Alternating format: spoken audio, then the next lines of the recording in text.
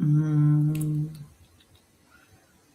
wonder, there we go. All right, resume. That's the part. Okay. Let's go live again. Only this time, let's change that. And what we are talking about today is the celestial meeting.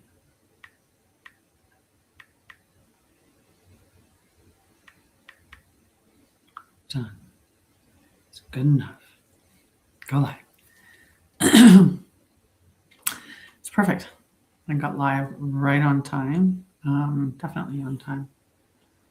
Could have even shown up a moment after. Now, if this phone decides to let me in it, I will go live on my other channel. But currently, we are not. The screen that it's giving me, I don't think would really support a live. I don't even think.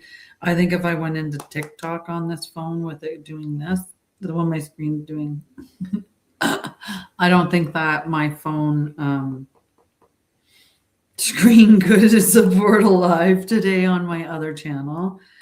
So if you do follow my Anshara'El channel on TikTok, do know this might, no, actually that's a bad idea. Oh, I almost went on TikTok. If I had done that, it would have made a lot of noise. Okay, anyway, we're just going to not worry about the live on the other channel. So I'll be on TikTok down here on my Sharia and Lorian channel, and then up here on YouTube on both Sharia and Lorian and on Anshara'El, and then also on my Tanya Baldwin Facebook page. So I'll be live on all of those channels today.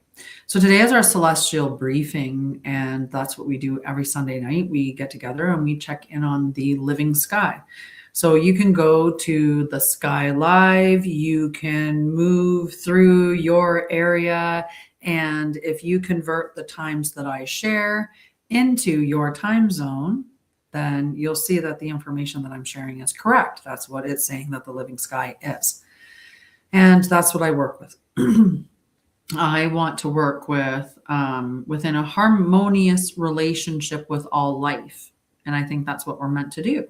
We're meant to live in harmony with each other. We're meant to live in harmony with the plants, with the animals, with the earth itself, and also with all the celestial bodies. And it doesn't matter your interpretation of that. The energy that flows between all of these things is what I think we're meant to live in harmony with. Unity consciousness, right? So anyway, on Sunday, I like to talk about the celestial briefing, or walking the sky, as I like to call it, and 333 on the timer right there. And we are going to look at what the planets are doing this week according to the living sky. And this is also known as true sidereal, if you were to look at a form of astrology. Now, I am also teaching the Christic astrology, which is true sidereal, but my version of the whole thing. Like, I'm creating the whole course. I've created a certification structure, all of that. There's 3 levels. I don't know if there'll be more. There might be. You never know. But at this point, there's 3 levels. And right now, it's level 1. Don't even worry about the other 2 levels. They haven't been created yet. They're just in the formation stage. So if what I'm talking about every week interests you and you want to learn more about it, stay tuned, or go check out my website, which is linked in my profile, and check out the Christic astrology course, which is right on the front page, so you can easily see it and then go get further information. All right, so we're going to talk about the living sky and how to work with it this week. And I also am doing a relaunch for Anshara'El, because there's been so many changes over the course of this particular year. So I'm going to be doing a special broadcast on Friday. I normally do my lives on Sunday and Wednesday, but this week I'm going to do one on Friday as well. And what other day? Oh yeah. And I'm doing a short live on Saturday, the 21st as well. Wow, I forgot about that. On the 21st, it'll be at 11 a.m. Mountain Time. We will be getting together, and this is for a global meditation that is being put on. And I've decided that at that point in time, I'll go live on my channel doing the same meditation with them, so that it's just sharing it out to more people. Even if it's only, around 10,000 people that I have, that's still 10,000 people more. And so I'm happy to share that.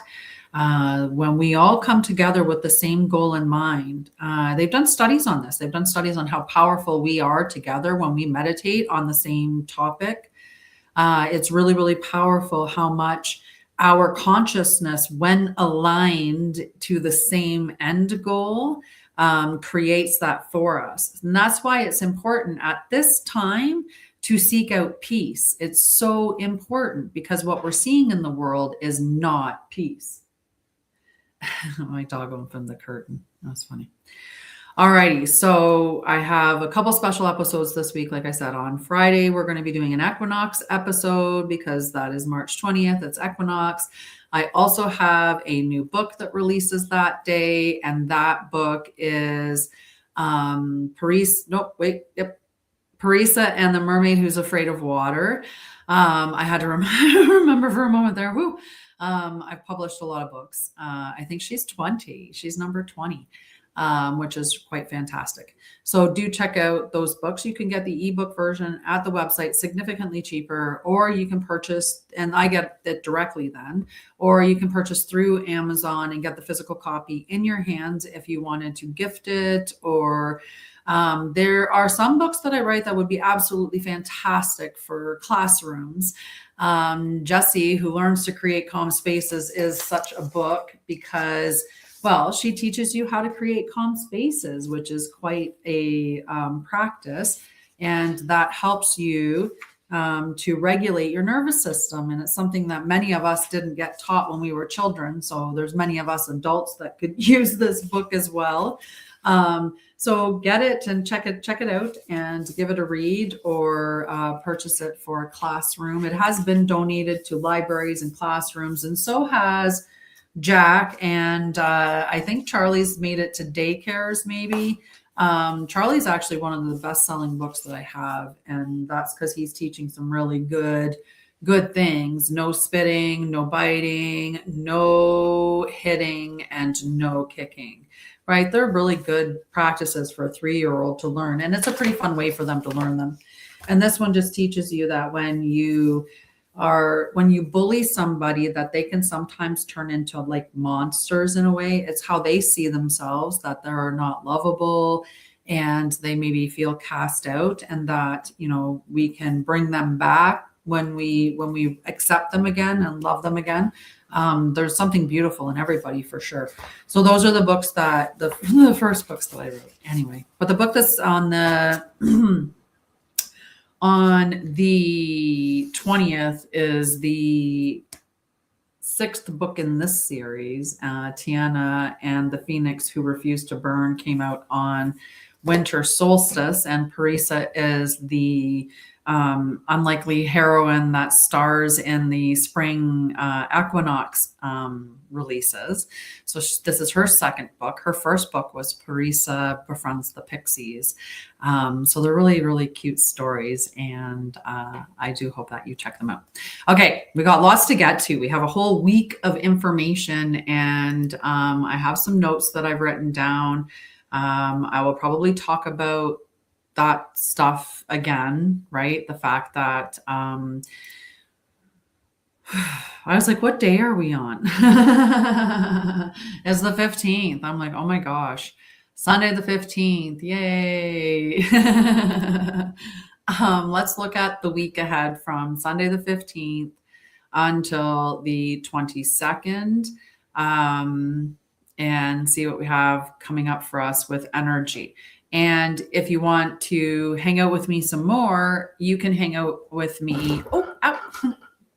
You can hang out with me on Wednesday as well at 6:30 p.m. I do my embodied wisdom show, which is just talking about living the way. And the way was what I said earlier, which was living in harmony with all life, unity consciousness, all of those wonderful pillars of who we are. So we look at the sky too and how that plays into helping us to develop, right? Because it does give us the energies that allow us to evolve our souls if we work with the energies correctly. And that's what I hope I can show you how to do. So this might be a different take on astrology than what you're used to. And if you're really, really interested, check out the readings that I have. I am updating the descriptions a little bit. But the first page that you read about the descriptions are accurate. So check them out. Because it can give you like an unbelievable understanding about you when you look at it under the true sky. Like, how was the sky the night that you were born? And I'll take the Living Sky app and I'll roll it back to the time of birth that you give me, if you have a time of birth and location and everything, and I will get your chart. Like, I will look at the sky that night and verify all the placements of your planets. And so you can get a quite a different reading, but it's amazing how it is when you look at it from the true sky, how aligned it actually is for you. So we're going to talk about today that we have Pisces season, right? We entered into Pisces season on the 12th. So the sky moves in cycles of expansion and reflection. And I forgot. I didn't put my comments out yet. I have to be careful. Sometimes I forget. And then I don't see my comments and I have to put them over there. Okay. We've got the comments up now. We're good. We're good. Everything's good. All righty. So we entered into Pisces season. In Aquarius season, it emphasized the future. So we maybe we're planning the future, having thoughts about the future, thinking about collective energy, innovation, all of that energy is within Aquarius. It asks us to think about systems and communities and the evolution of collective structures. I don't know if my tea is too hot yet, but hang on. Well, it's very sip, just teeny tiny. So when we move into Pisces season, Pisces is asking why, like where Aquarius is asking, what are we building? Pisces is asking, why are we building it? And this movement from air into water encourages more emotional awareness, intuition, creativity, and spiritual reflection.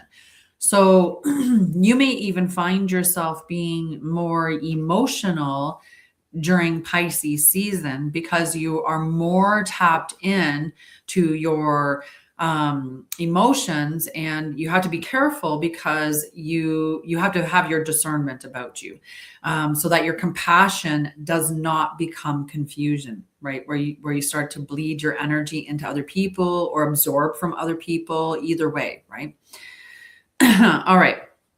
So right now we have the sun in Pisces. Now in mainstream or tropical seasonal astrology, which is what you will see most people talking about. The bulk of people that talk about astrology are talking about tropical, but here we talk about true sidereal, which is the living sky, and it incorporates Ophiuchus as the 13th planet.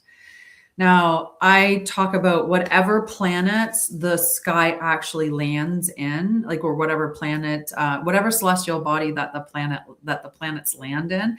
I talk about them and how they affect the energies depending on which planet it is. And it's according to what's happening in the live sky. So that's the way that what I talk about. So if that's what's interesting to you, then stick around and check out what's here. Okay, so Pisces season. We got Pisces sun moved there on the 12th. We have Mercury retrograde, which went retrograde into Aquarius. So that's making us review conversations. It's making us, take a second look before we're signing documents. It's not saying that we can't do things or that bad things are going to happen or that there's going to be communication difficulties or, any of that. What it is saying is we're rewinding, that's the retrograde, into Aquarius, and it's giving you an opportunity to review the conversations that you're having, to review the collective. We'll talk about that more. But hang on. All right. We have Venus and Pisces. I got excited about it. We got Venus and Pisces. We got we have Mars in Aquarius, and we have Saturn in Pisces. Now this week the moon is going to move. Right now it's in Sagittarius. It's going to move. Actually, no, it's not. It's already in Capricorn. Sorry, the moon's in Capricorn, and then it's going to move into Aquarius and then Pisces. So it's going to move through 3 sequences. I did originally think 4. I didn't calculate the moon quite correctly because it is already in Capricorn. So it is going through structure, perspective, and then intuition with the movement of the moon. So we won't talk about the Sagittarius part of the moon because that was at the end of last week. So we'll talk about the Capricorn. And what Capricorn is about is building structure. I always talk about Capricorn as big daddy energy or the masculine energy. And this is healthy masculine energy because Capricorn wants to build solid foundations. It's about integrity. It's about making sure that the foundation is really strong and that what you're making is something that is going to create a legacy for the next generation. It's when Aquarius grabs it that they do something more with it. But Capricorn is always asking us, how can our vision become a reality? How can we ground this? Because it is earth energy. And Capricorn is represented by that Mergo. And it's about that I will take it to the top of the mountain and plant the flag. It's very determined energy because Capricorn is disciplined. And for many of us, we've for a long time looked at discipline as if it was punishment because that's what it got twisted up with as children. So, and we also look at some of these things that fall under, say, Capricorn energy as very father or patriarchal. And a lot of us have father wounds or masculine wounds, especially, when you think about in the dynamics of relationships. And so we have all of these subconscious beliefs or triggers or distortions that we have built in because of what we experienced as children and the way that society shaped us, what our peers taught us, the influences that we had in our lives. And so that Capricorn energy, when we can learn to look at discipline differently and not equate discipline with punishment, then we can look at discipline and we can change the energy of it and say, okay, this is actually just devotion. When I'm disciplined, I'm devoted to whatever it is that I'm being disciplined in. So if I'm disciplined in, my spiritual practices, because, spirituality is something that I teach, if I'm not doing that, then, that might not be in alignment with me. So that Capricorn energy is that devotion to that part that wants that to be a part of the future. Capricorn gets you to show up.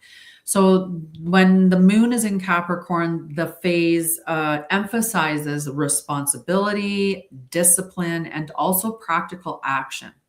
Those are all those dad energies. We have to look at vision, which is what Sagittarius would have given to Capricorn. Vision without structure can't sustain itself. So we need that structure that Capricorn's going to help us build. Then the moon moves into Aquarius, and Aquarius says, hey, well, that's great. We've built a solid foundation and we're creating something that's going to last until tomorrow. And Aquarius goes, but what about the future? What about the next generation? What about everybody else? What about the community? So how can we make a larger impact on society? That's what Aquarius is looking at. So Aquarius reconnects the individual path with the collective environment. The questions that are going to arise when the Aquarius moon rolls in is, how does my work serve the larger world? And where can collaboration increase or create greater impact? So for someone like me, I have a nonprofit, Hugs for Homeless. So how does my work serve the larger world? Well, I have a mission of a nonprofit. And where can collaboration create greater impact? Well, it would be a great time when the moon moves into Aquarius for me to be contacting people in order to open up community partnerships, right? So I can look at when the moon is moving into Aquarius, that would be the time to pursue those things because of that energy.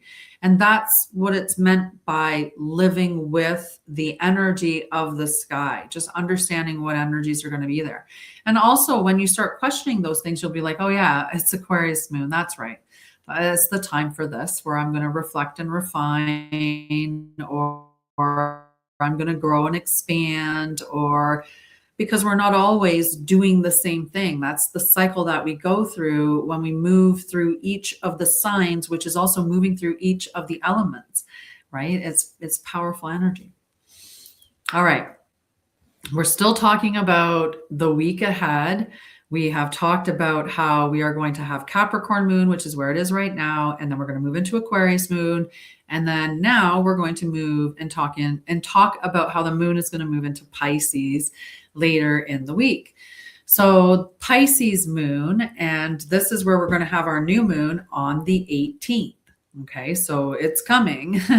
So the Pisces moon on the 18th it's a preparation, right? As we're going up into the 18th, it's preparation for that. And as the moon enters into Pisces, the emotional field is going to become quieter and more reflective. This phase is going to ask you to rest. It's going to want more introspection, maybe some creative insights and spiritual alignment, because that's what Pisces governs. And what this is going to do is prepare, like I said, as it goes into Pisces season, briefly into the new moon, it's going to prepare us for that new moon on the 18th. Okay, so I'm going to do a little teaching stream on every single one of these episodes. At least I'm going to try to. And this teaching stream today is all about why your rising sign matters. And this is from the Christic Astrology, True Sidereal, Working with the Living Sky, Walking with the Living Sky perspective of me at Anshara'El.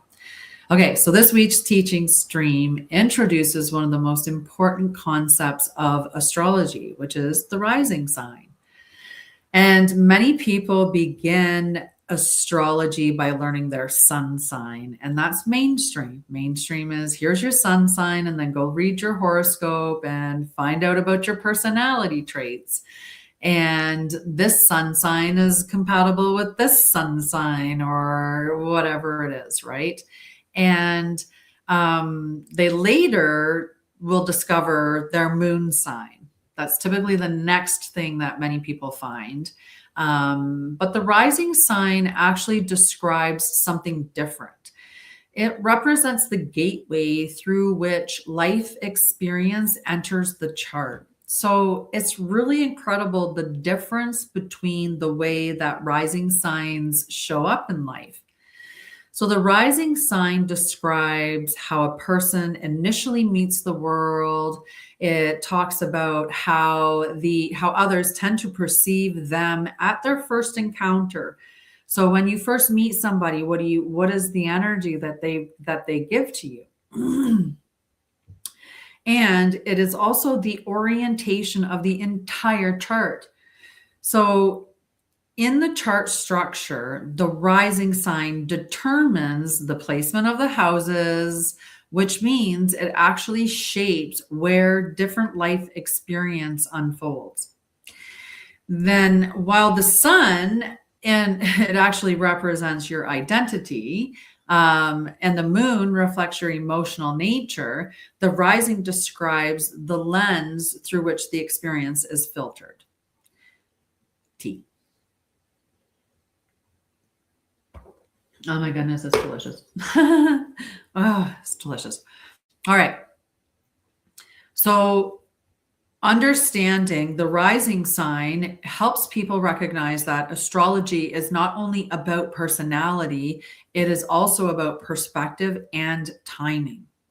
Your rising sign is the gateway through which life meets you. That's how important it is.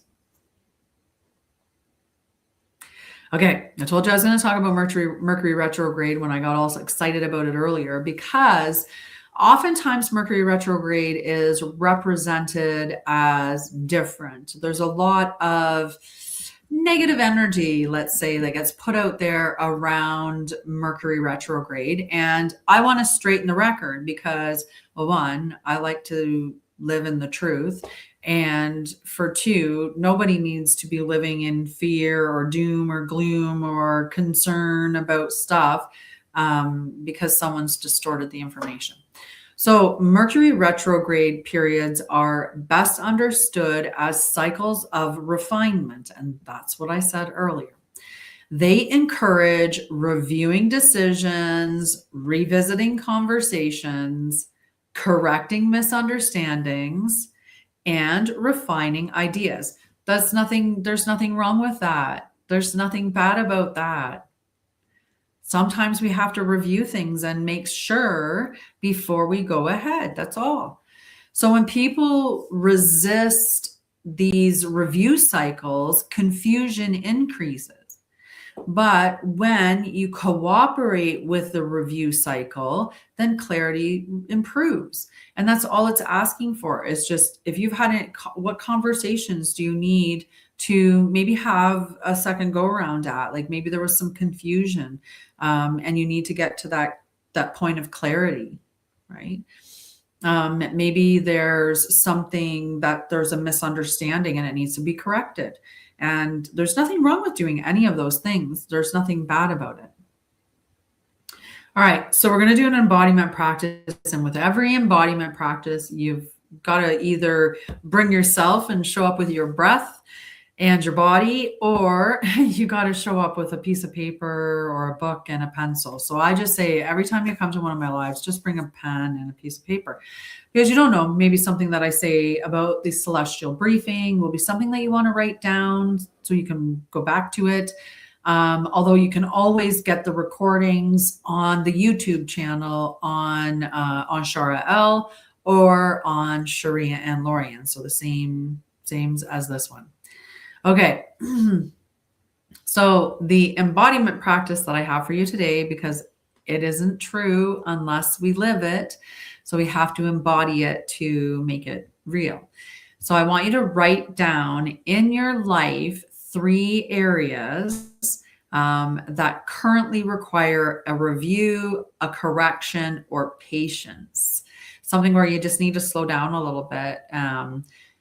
I was somebody that rushed quite a bit. I have Aries rising. And if I'm in my head and, thoughts can move quickly, then I can move with my thoughts very quickly. But that doesn't mean that my body's in alignment with it or that it's in alignment with me. And, if I wait until I feel it within my body and then I move, then it's different. That's an aligned direction that I'm taking. And it's much better as Aries rising to allow your body, right? Think of what Aries represents, allowing your body to move you forward, like move by passion, by heart, by soul. And so it's that opportunity. So allow yourself to just write down 3 areas where you need review, correction, or patience. Okay. And if you feel like you can always share it in the comments. You can be brave. Now I have a song in my head, and if my friend was here, she would sing it with me. That's the way it goes. Hello, say hello. I have the comments for you over there. So when I look, I'll look over there. I almost smacked my teacup. Okay.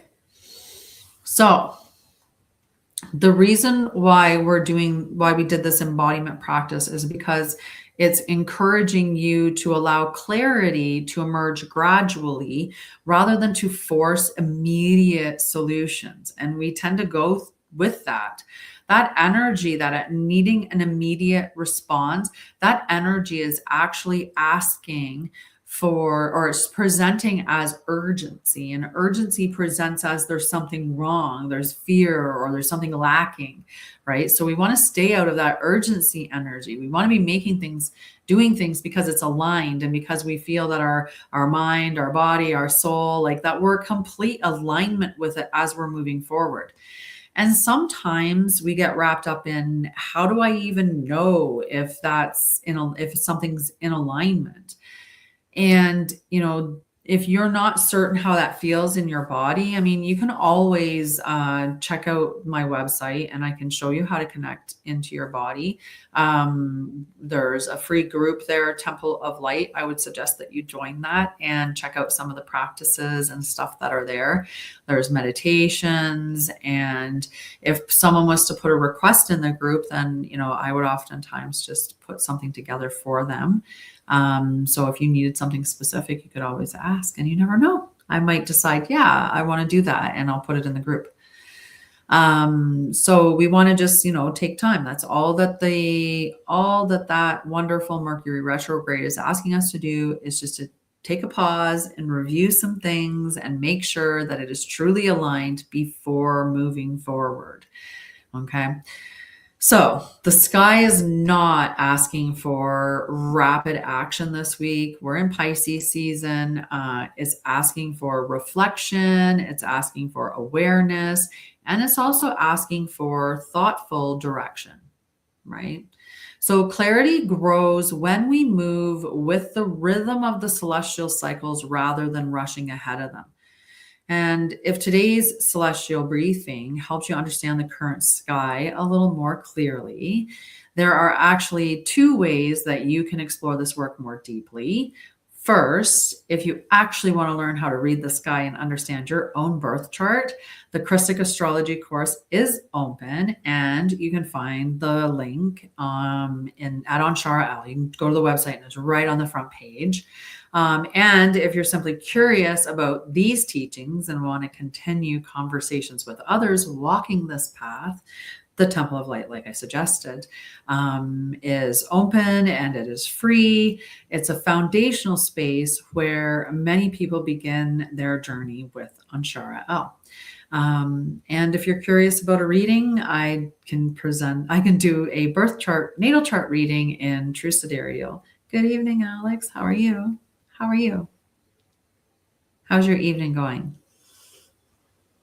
Did you have an enjoyable Sunday? Yeah, it was a sunny Sunday, so it was not disappointing at all. You're welcome. You're welcome. I'm glad that you had a good Sunday. Where are you abouts? I feel like I gave myself away. That somehow someone will say she's Canadian. I didn't say a boot. I know I didn't. Probably. Yeah, I'm getting my internet upgraded, and it might not even be my internet. It could be the whole bunch of tabs I have open.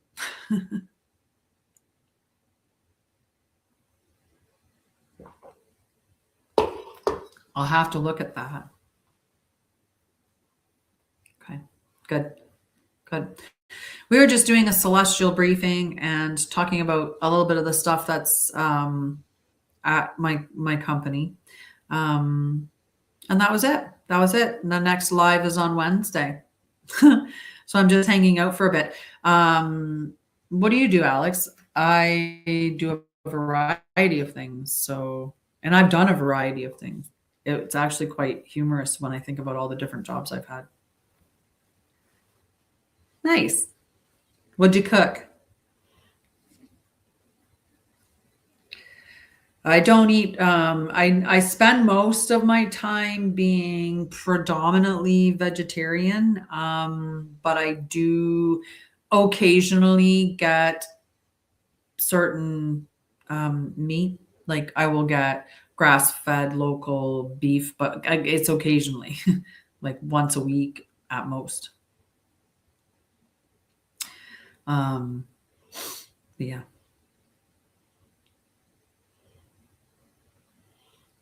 Nice. That's quite the meal. That's quite the meal. Yeah. Yeah, I'm one of those weirdos. Those weirdos that has to know where her food comes from. Because I know what's out there. I have such a hard time eating things nowadays because of what they've done to the food supply. But that's a conversation for another day, like a Wednesday. Not a Sunday. That's not walking with the sky conversation. Right? If I can grow it, perfect. If I know the farm it came from, perfect. And we just kind of step up from there. Nice. Very nice. Oh, it's nice. I had a friend that had an organic farm down in Costa Rica. Oh, I would like to go back and see her. It was lovely. Yeah. One day though.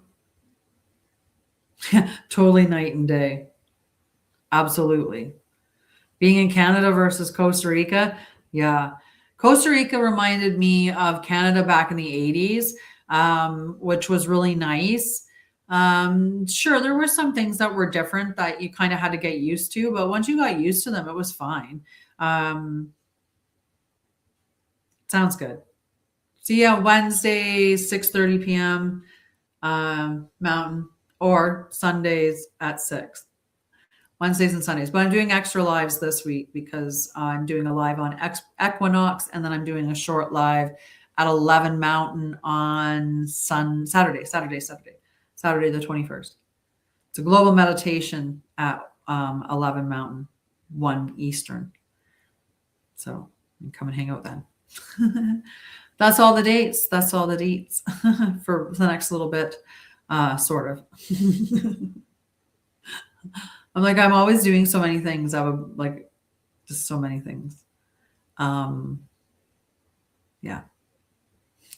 Go have your meal. Go enjoy your supper.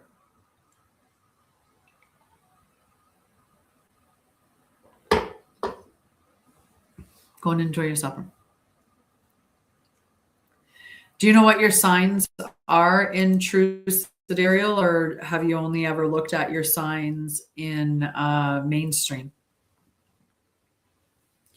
And most people say, I just used a natal chart, a birth chart thing that was free on the internet, and that would mean tropical.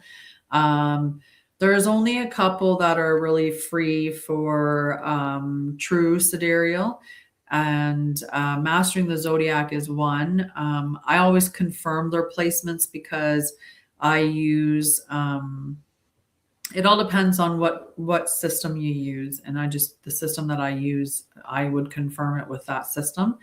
And then yeah, it's quite interesting when you look at your birth chart information and the true, like what it truly stands for within your chart. It's pretty neat. Lots of people are quite shocked by it, or they have a hard time going and doing it because they're like, I'm a Leo, and they just don't want to be anything but a Leo. You have to be brave and check it out, because sometimes it's that you have Leo placement. It's just that your Leo placement's maybe in Mercury. So you think your perception, or the way that you process information is like Leo. So it makes sense that you feel like Leo or think like Leo, or you identify. I guess it would make sense you would identify as a Leo because it's your thought patterns. Same thing if you have maybe a Leo moon and you're more, with your emotions, you may feel that, yeah, that makes sense. That makes sense that I'm a Leo sun. But then find out that you're actually Cancer and other signs. It's so much fun. It's so much fun. So yeah, if you want to find out more about walking the living sky, or to find out about living the way or embodied wisdom, join me on Wednesday for the next live. I do have Christic Astrology course beginning on March 20th, but that's just the opening ceremony. Classes won't actually begin until April. So but you've got time, you've got a little bit of time. But if you want to learn the way to use the living sky, to work with the living sky and the energies, and really map yourself, then check out Christic Astrology at Anshara'El.com. The website is linked in my profile. Anyway, I love you guys. I'm going to head off now. Have a